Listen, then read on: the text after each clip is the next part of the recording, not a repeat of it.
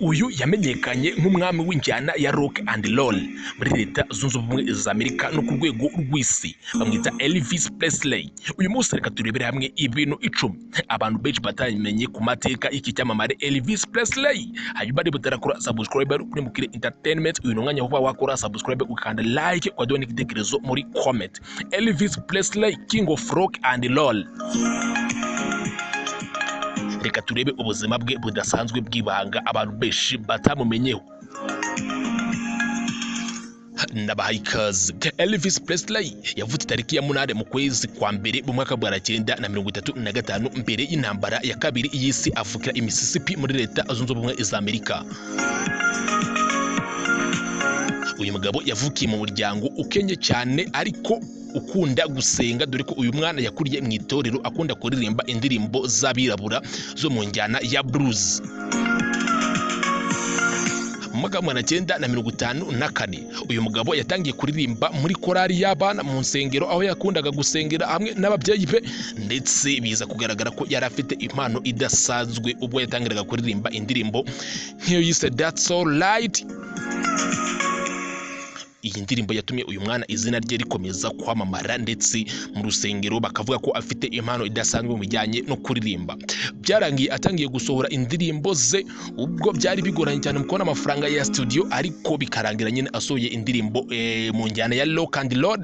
Birangira uyu mugabo amenyekanye muri leta zunze ubumwe za Amerika no ku isi hose muri rusange nk'umwami wa rock and roll, kuko nizo njyana zumvaga mu myaka ye ubwo yari akiriho, dore ko uyu mugabo yapfuye afite imyaka 42, apfa mu mwaka wa 1977. Reka turebere hamwe ibintu 10 abantu benshi batamumenyeho, ndetse cyangwa se byibanga abantu batazi kuzima bw'iki cyamamare Elvis Presley, king of rock and roll.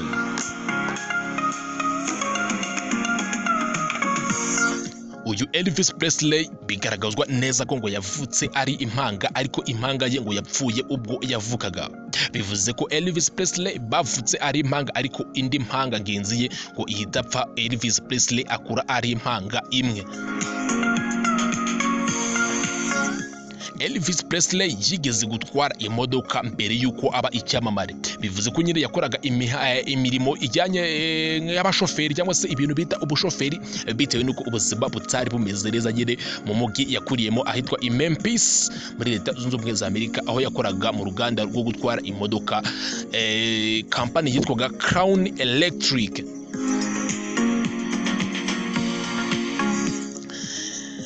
Elvis Presley yarafite impano idasanzwe mu muziki, cyane cyane imiziki ya gospel cyangwa se indirimbo zo guhimbaza Imana, dore ko n'indirimbo ze yabashije gukora zo mu njyana ya gospel nazo zabashije gutwara ibihembo byinshi cyane, bitewe n'uko nyine byagaragaye neza ko uyu mwana Elvis Presley mbere yuko yamamara muri rock and roll yarafite impano idasanzwe mu kuririmba indirimbo zo guhimbaza Imana zizwi nka gospel. Indirimbo zose yasohoye za gospel nazo zabashije gutwara ibihembo byinshi bitandukanye. Elvis Presley yigeze kwanga kujya gutaramira hanze ya leta zunze ubumwe za Amerika, ndetse bigaragazwa neza ko uyu mugabo atigeze akorera ibitaramo byinshi hanze ya leta zunze ubumwe za Amerika, bitewe nuko umwe mu bajyanama be witwaga Colonel Tom Parker yari afite ibibazo bijyanye n'ubwenegihugu bwa leta zunze ubumwe za Amerika, ndetse n'impapuro zimwemerera gusohoka igihugu. Bikaba ari bimwe mu bintu byatumye nyine Elvis Presley adakorera ibitaramo byinshi hanze ya leta zunze ubumwe za Amerika.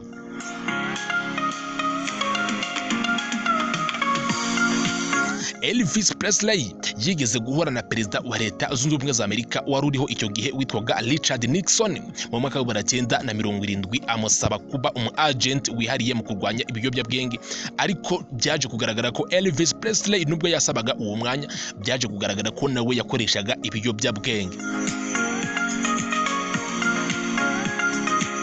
Elvis Presley yigeze gukina filime, yakinye filime zamenyekanye cyane ku isi nka filime yitwa Jailhouse Rock ndetse n'iyitwa Viva Las Vegas. Byaje kugaragara ko yakinye filime zirenga 33 hariya muri leta zunze ubumwe za Amerika.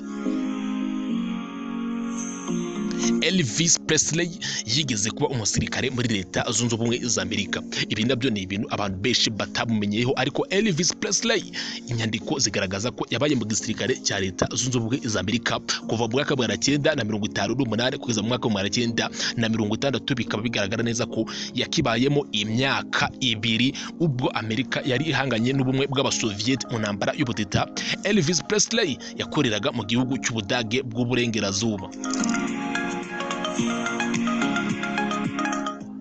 Elvis Presley yigeze kwiruka kuri stage cyangwa se kugira ubwoba ubwo yakoraga igitaramo cye cya mbere muri Leta Zunze Ubumwe za Amerika, bitewe n'ubwoba bwinshi cyane birangira yirutse kuri stage, ariko nyuma aza kwihagararaho arikomeza birangira akoze show igaragara neza ndetse biza kumutera imbaraga. Ariko nabyo ni ibintu byagaragaye ko nyine igitaramo cye cya mbere yagize ubwoba budasanzwe akirukanka kuri stage. Elvis Presley yakundaga cyane ibiryo byiganjemo inyama ndetse n'ibyitwa peanut butter cyangwa se banana sandwich ndetse n'ibindi biryo bikomoka ku bunyobwa n'imineke. Ibi ni ibiryo bigaragaza ko Elvis Presley ngo yakundaga cyane.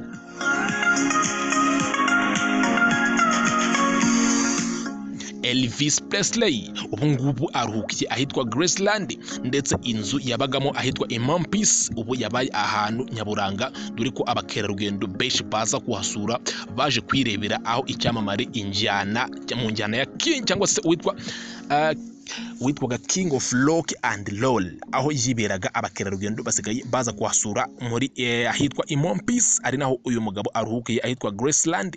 Ubu ngubu ngo hakaba hasurwa n'abamukerarugendo barenga miliyoni buri mwaka baje gusura ahantu habaga icyamamare mu njyana ya Rock and Roll, Elvis Presley. Ese ni iki kintu kidasanzwe utaruzi kuri Elvis Presley ukaba ukimenye ahangaha? Ukitwandikire kuri comment. Uyu munsi twareberaga ibintu 10 byaranze Elvis Presley abantu benshi batamumenyeho. Uyu mugabo nubwo yari igihangange mu njyana ya Rock and Roll, ariko amateka agaragaza ko ngo yabaye muri mu gisirikare cya Leta Zunze Ubumwe za Amerika. Akaba ari umugabo wahuye na perezida wa Leta Zunze Ubumwe za Amerika Richard Nixon. Akaba ari umugabo bigaragara ko ngo stage ye ya mbere ngo yabashije kumutera ubwoba budasanzwe. Elvis Presley ngo akaba yarakundaga kwerera ibiryo byiganjemo inyama ndetse n'ubunyobwa n'imineke. Elvis Presley akaba yarakundaga gutaramira muri Leta Zunze Ubumwe za Amerika, dore ko ngo atajyaga hanze bitewe n'umujyanama we utari ufite ibyangombwa bimwemerera gusohoka Leta Zunze Ubumwe za Amerika. Amateka akaba agaragaza ko yigeze kuba umushoferi w'ikamyo hariya muri Leta Zunze Ubumwe za Amerika. Ikindi, Elvis Presley nubwo yari igihangange muri Rock and Roll, ngo yari afite n'indi mpano idasanzwe mu kuririmba mu njyana ya gospel, dore ko indirimbo ze za gospel zabashije kuba zatwara ibihembo byinshi bikomeye cyane. Ijaza ndabashimiye, yitwa Bizazam. Rebudaragora subscribe hano kuri Bukiri Entertainment, ukande subscribe uduhe n'igitekerezo cyawe muri comment, ukande like.